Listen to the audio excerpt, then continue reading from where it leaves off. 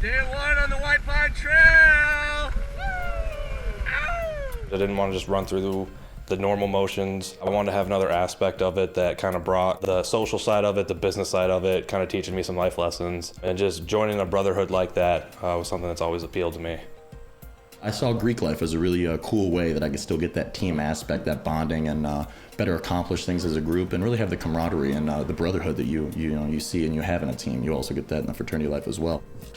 So we checked out a sorority, and it was actually founding on this campus, so I wanted to join to be a part of something that was bigger than myself. In a lot of Greek systems, stereotypes include things like being anti-intellectual, drink till you drop, being sexist, being racist. At Grand Valley, we don't see the kinds of national stereotypes that are perpetrated in the media.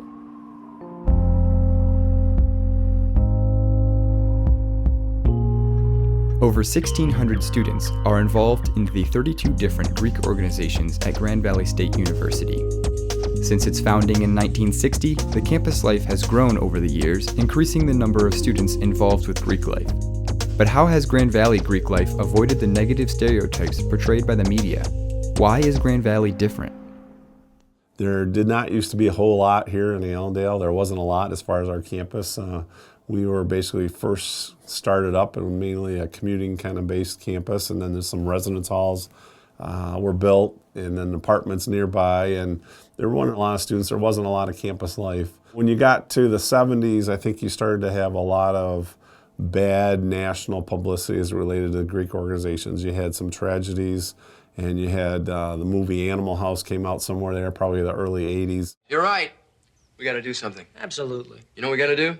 Toga party. There was also a lot of issues from national fraternal and sorority kinds of organizations trying to look at the changes in liability and responsibility. And so lots of rules and regulations went in over the course of the 80s. But it really started to take hold, I think, more in the 90s. There was a little more solid kind of foundation as it related to some values for our Greek system. There was really a challenge to the system that if we're going to have one, we're going to have a good one. Otherwise, we're not going to have a Greek system. I think many of those groups started to expand, and as a campus grew, a lot of the national organizations began to have interest in us because we were a good campus. We weren't having the problems that other campuses had.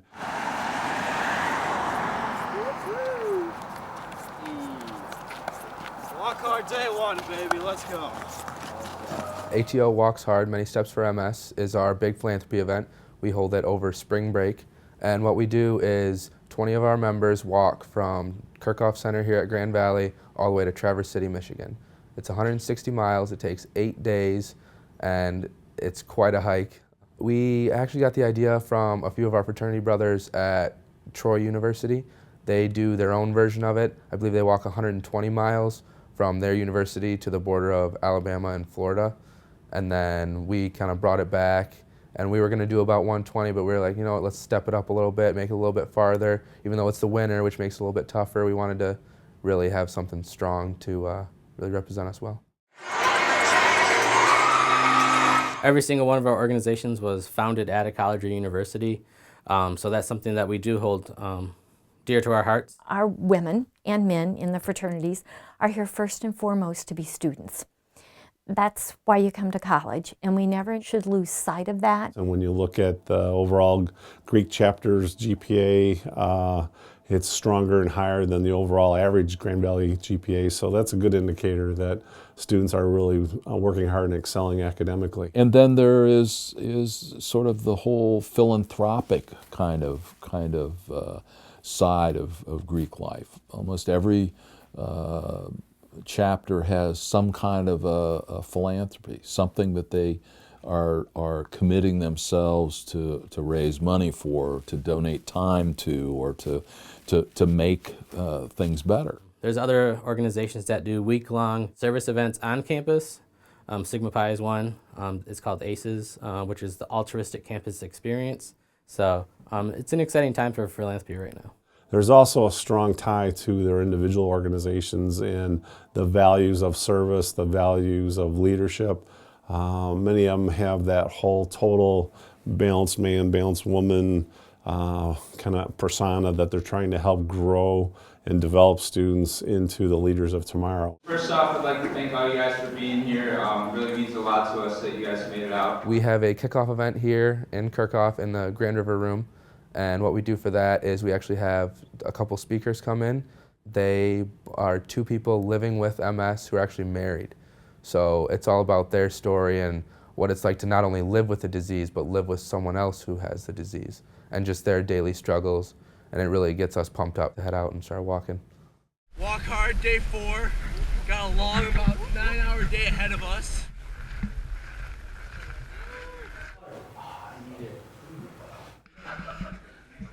Right now, we're really pushing our Awareness Week, which is held here in Kirkhoff Center at Grand Valley, where we'll be tabling all day, Monday through Friday, doing little events, trying to just raise some money and awareness. We do little competitions between some of the other Greek chapters to try and get them to get out and just show some people at our table, and that way it encourages more people to come. This is going to be our 3rd year doing it, and our first year we raised $16,000. Our second year we raised $31,000, and this year the goal is $35,000.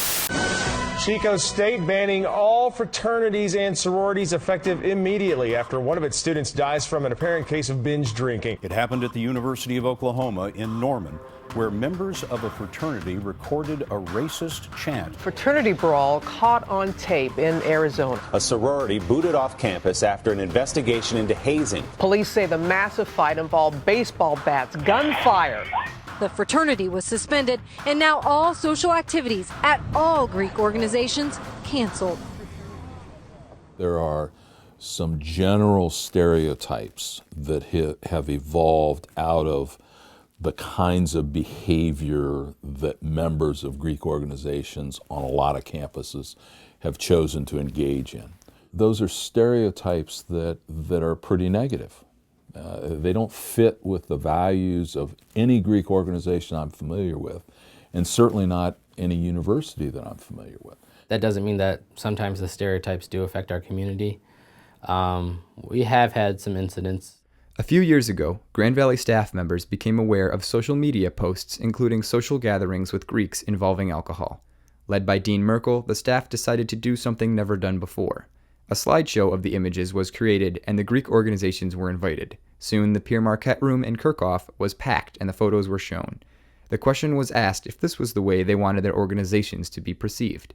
Members were upset, but the point was made. If the organizations weren't happy about their overall image, they had to look at what was contributing to that idea. I think there's always going to be problems, and the success isn't defined by having none. It's how you respond to those challenges. Just a little bit about the department. I'm one of the 3 community policing officers. As a police department, we put an alcohol and drug program to give the knowledge and information to make smart decisions. Having knowledge is what you guys are here for. I work with a lot of Greeks. I'm kind of like their liaison officer, and I talk to Delta Zeta about drunk driving, and I show them what we put through and test. And again, with the information knowledge, hopefully the more people I can get to, the better the campus life would be. Every situation that happens, both positive and negative, becomes a learning situation because, again, you don't want students to fail. You want them to have obstacles and some challenges, but at the same time, you want them to have the responsibility for the things that they're doing and the responsibility for their own actions and for their actions of the members of the organization. So it's important that they take on that responsibility, and it's important that they be respectful in handling the kinds of situations that come up. I can tell you that on a lot of campuses, you say Greek house and people cringe. I mean, we've got 6 new Greek houses right off campus that have been developed in conjunction with the Greek leadership by a private developer, and Greek organizations are leasing space and have made that space their own. They're developing 4 more, so there are going to be 10 brand new Greek houses over a 2-year period right off our campus, and everybody's excited about it.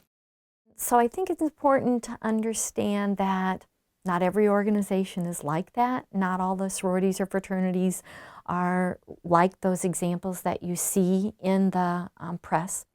The Greek life here is a lot different because you hear at schools, it's more about like competing with each other, and here it's more like working with each other and building each other up. Like we all go to each other's philanthropy events, we all go to, you know, support each other and everything. And so instead of trying to tear each other down, we support each other, we help each other. We now officially raised over $35,000, and that puts us over $75,000 for the past 3 years. On that final stretch, Lincoln R's, baby. Getting ready for the end.